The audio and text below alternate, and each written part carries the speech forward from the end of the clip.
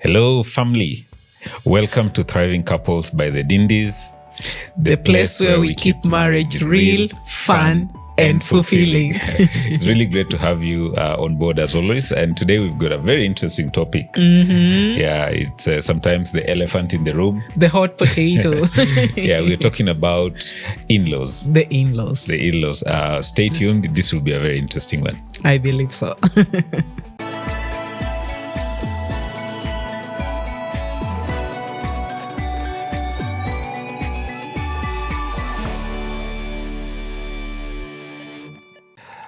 Fantastic. So as we said today, we are talking about the in-laws, and there'll be very many angles to this. This will be a very interesting discussion. But I wanted us to first start off by discussing why do you think this in-law issue is a big problem in many relationships? Well, in-laws, of course, are our family members. We are talking about our parents and our siblings, but now in regards to how they relate with our spouses. And it really should not be a problem, but it becomes a problem if we do not set boundaries. It becomes a problem if we do not know how to conduct ourselves in this new relationship, because this is a relationship that's beyond just the two of you as a husband and wife, but now in relating to the extended family. And trouble arises if, let's say, there's no respect or there is excessive control coming from, a set of parents to your spouse, or the other way around. So trouble might arise if the relationship is not smooth. And I would say this is if you do not set boundaries, if they do not know how far they should come. And by drawing boundaries doesn't mean that you write this list of instructions and send them to your in-laws. No, it starts by understanding that, hey, my spouse did not just crop from nowhere. He has a family, and I need to also extend my love to that family. But even as I extend my love to that family, I have to realize that I am also a married person, and we have a new family that we need to be taking care of. We have a new family that has to develop its own culture, its own sets of rules and guidelines. And therefore, we do not want interference from outsiders, which includes the in-laws. So the bare minimum should be that we have a relationship of respect, that these are people we should love because they are part of us, we are related to them, but then we have to see how to treat each other in a way that also shows them, hey, do not cross this line. So it has to be that each one of us in now the marital relationship as a husband and wife is very clear on how far they should let their people come into this situation and be very cognizant of the fact that we need to grow a new family, the nuclear family. And if we are having a lot of interference, we are not going to be truly fairly independent from them. So it's really a dance, but it has to be handled delicately. We have to show them love. We have to show them care, but we should not let them interfere in our relationship. So really, it sounds like more of as we like to say, people don't really have in-law problems. They tend to have boundary problems.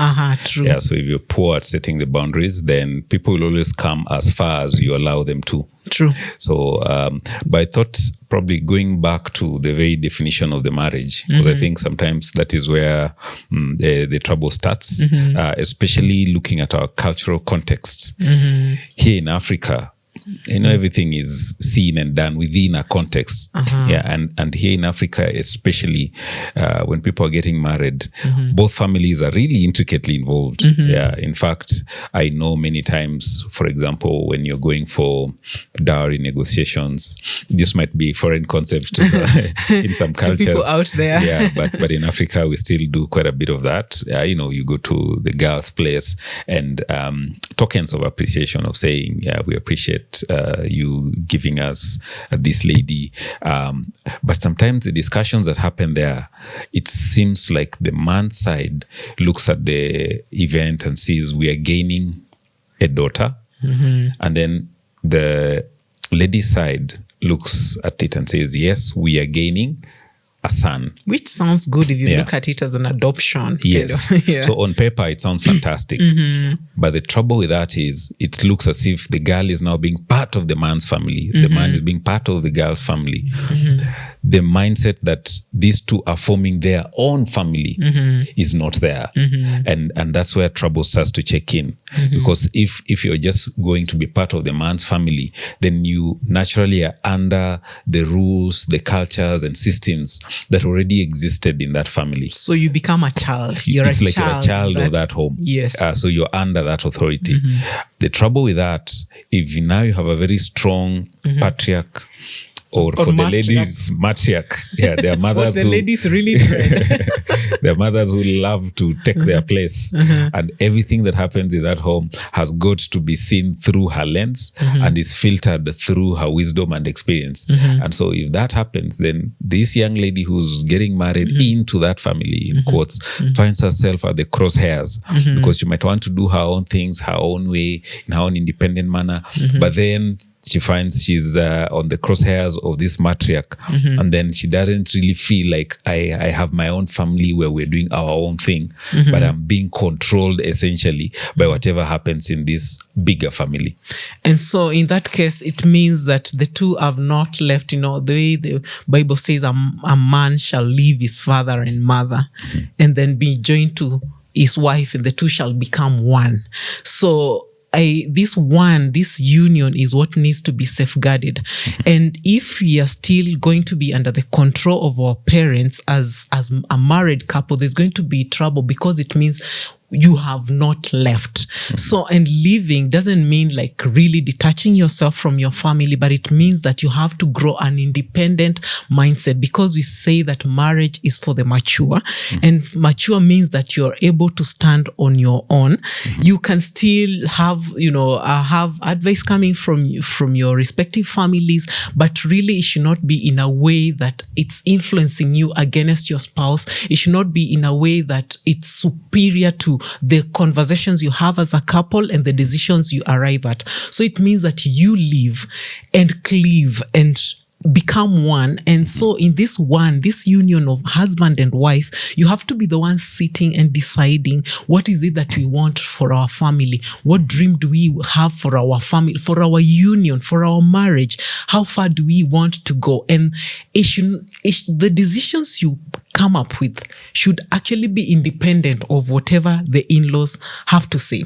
And that means that you cannot be allowing them to get into your business, like anything you do, anything you're planning, and the in-laws are aware. The problem is that sometimes this could affect the women more than the men. So the wives, and you're always calling your mom or your dad and letting them know what plans you're having, what you're doing, or you're seeking their opinion. Like, I believe it's very disrespectful if you've agreed on something with your husband and you call even your dad to second guess your husband. Personally, I believe that is very disrespectful.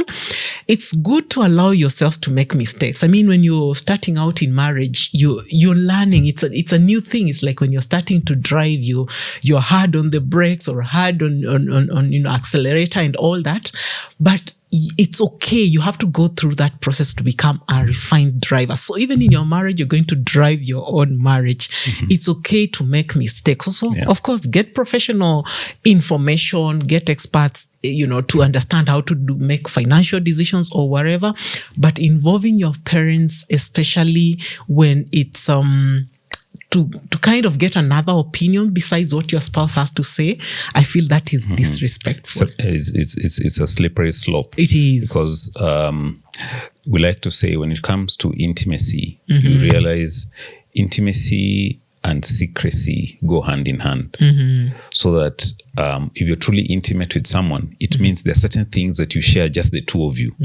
And that makes the relationship unique. Special. So you feel no one else knows about this. This is just between the two of us. It makes us feel intimate. There's this little baby we are nurturing, nobody else knows about. And so if everything that you're planning as a couple is also out there, your parents or your siblings, then it means it's in the public arena. There's nothing really special and unique, and you start losing that intimate feel. So I think it's important to have that. There have to be some things that it's just the two of you, and you allow yourselves space to grow. When you feel you're comfortable to discuss it, then you do it, but at your own terms. The bigger picture of it is, we love our parents, we love our siblings. That is part of whom we are. But we have a new family. Yes. When the two of you are getting married, you're a new unit, and you need space to grow as that new unit, develop your own systems and cultures. And I love what you mentioned about making your own mistakes. But part of that is what it means to grow up. We like to say, marriage is for grown folks. That's why the scripture that you've just quoted says, a man shall leave his father and mother. A man, not a boy. So it needs to be someone who's grown up. And part of being grown up means you must be able to have a spine. You should be able to your own people. You should be able to say to your mom, to your dad, I'm not comfortable about this. I've not discussed this with my wife. I will discuss this with my wife and see what we can do. They need to know that it's no longer just, if they need something, it's they talk to you and that's it. Behind your spouse's back. They need to know in black and white that for you guys, for anything to happen, it needs to pass through that kitchen cabinet of the two of you. And I think the true measure of maturity is your ability to say no, even to those who are close to you. Because that is then the drawing of the lines of boundaries that you're talking about. When you're able to very plainly, very clearly say, no, we can't do this. Or if your family has overstepped the line, like you're mentioning, if maybe the lady's family has overstepped the mark or the gentleman's family has overstepped the mark, it's the responsibility of the person whose family is overstepping the mark to go to them. Yes, not say, the other way around. Yes, say, hey, I'm uncomfortable about this, and I don't want this to continue. That needs to be clear. Part of love, as we always say, love must be tough.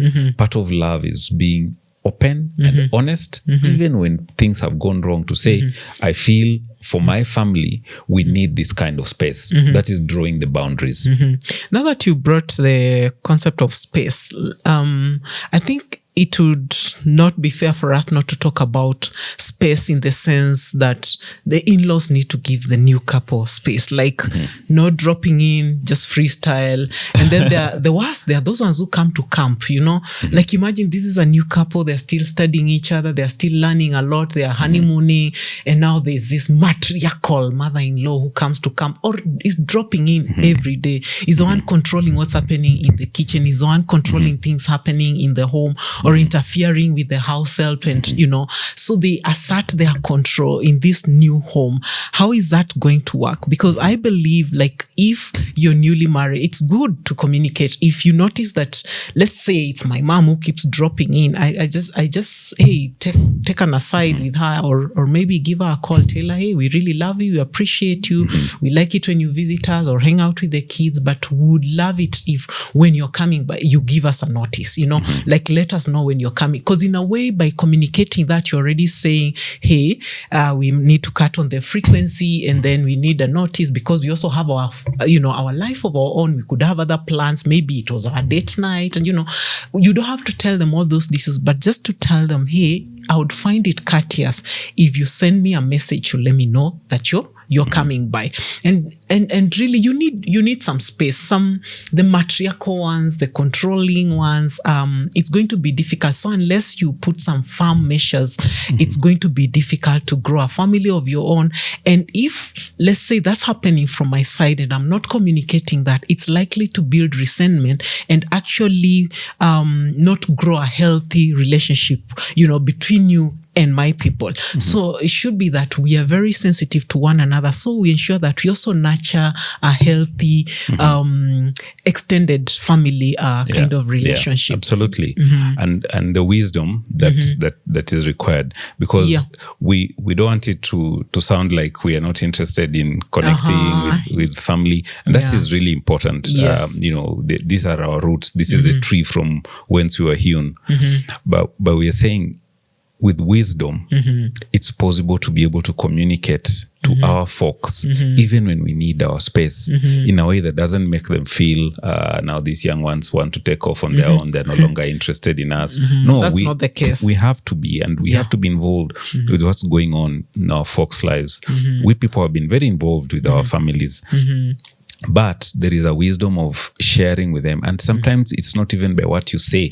Sometimes it's purely by what you do. And for example, there are those decisions we would make. We don't involve them at all. They just realize, oh, these guys have done this. These guys have done that. Without saying much, we're communicating to them that we are an independent entity. We do our things the way we want to do them. And we let you know when we feel it is appropriate. Yeah, so you agree as to when to disclose some information to the larger family. And I think now that we're on this, I would also put a word of caution.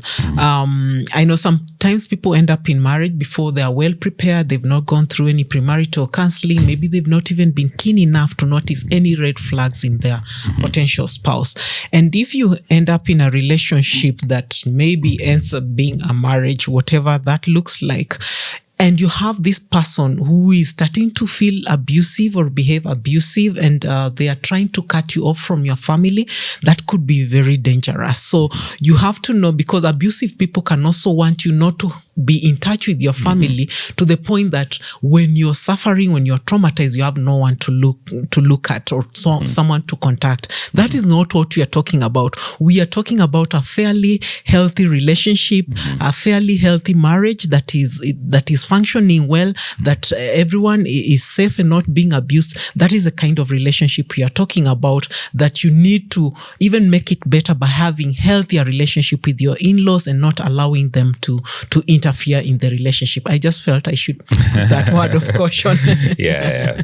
So it's very important. We're not saying cut off. It's just the manner in which you relate and do your things. And then here I wanted to talk about the importance of building your own relationship with your spouse, because even as we talk about in-laws, and I've had many ladies complaining, oh, my mother-in-law is this and that.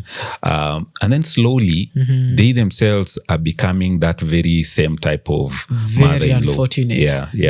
So when you don't build a beautiful, functional relationship with your spouse, as your children go out, as they get married, you will have that very a wrong attachment, pathological attachment to your children, such that they're in their own homes, but you can't really let go, because you don't have an amazing relationship with your spouse. Now you're hanging on to your kids. You want to follow them everywhere. You followed them everywhere. They can't even have their own space. Exactly, and now, slowly you are becoming that very mother-in-law that you did not like. I've heard of some, it's a harsh term, but I've heard of something called emotional incest, and it's very common with mothers, especially who now, because they are deficient of emotional connection with their husbands, they've not nurtured that over time, and they've not addressed issues, so they try to now use their children to fill in that gap, and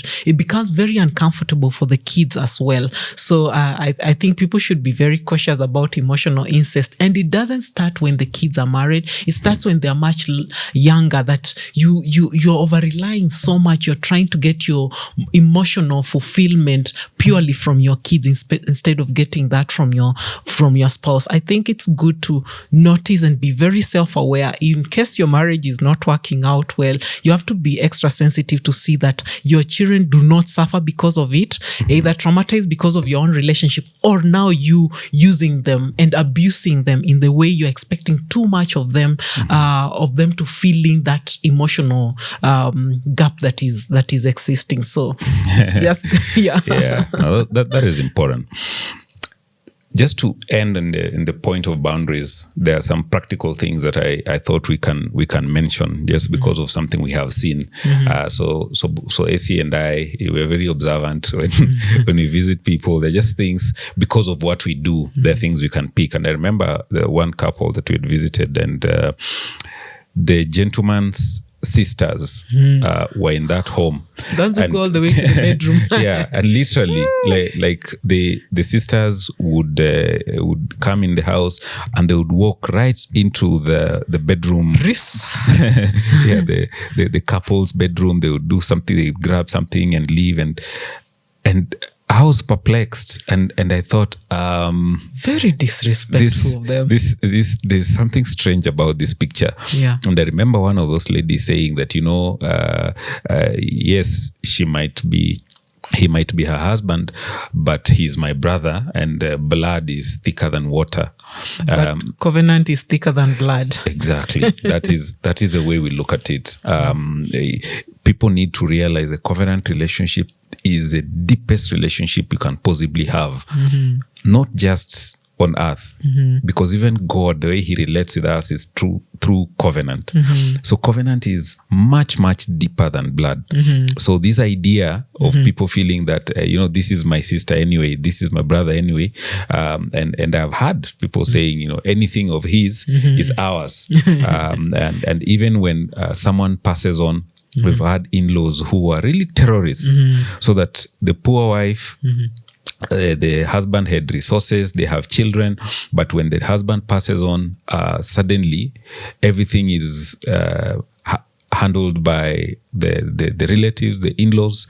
I've even seen scenarios where literally the lady now begs for basic things like school fees and things like that, just because the family on the man's side were real terrorists. And I think on that, I would add that it's good to be, when you're married, you're a mature person. It's good to be also smart and ensure that you're legally married, because if you're not legally married, then you have no claim. That is a reality.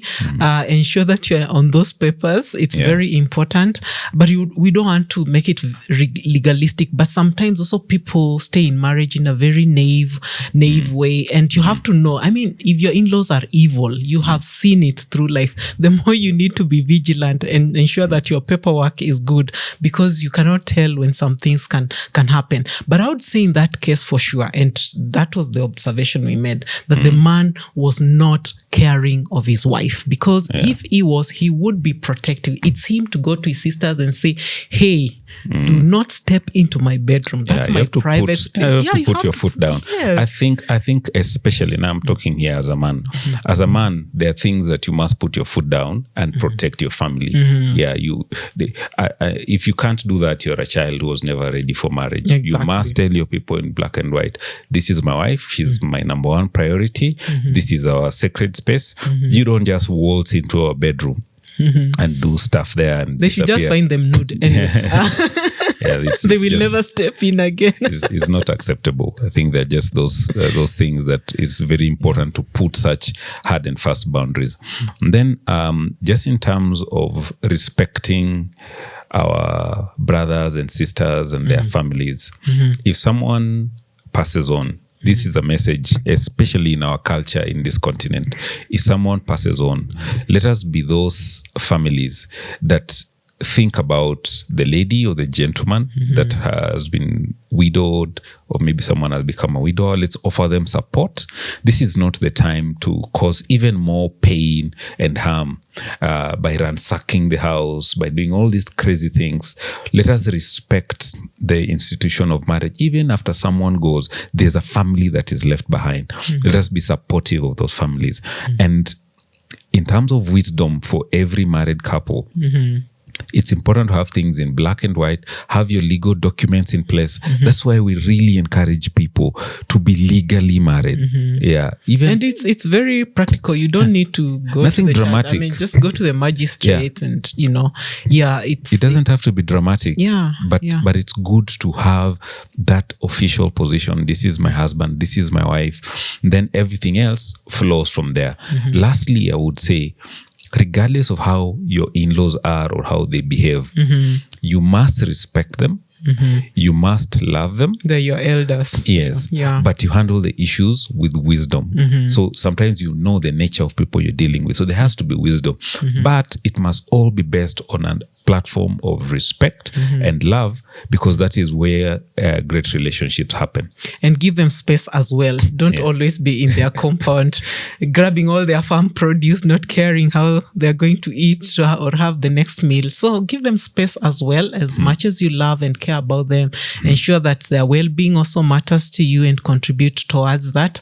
And when it comes to holidays, you also choose where do we go, but do not feel twisted to keep, just visiting one home and not the other. So all those small things are things that you need to agree between the two of you as a couple, and then you can communicate with your families as you agree to do so.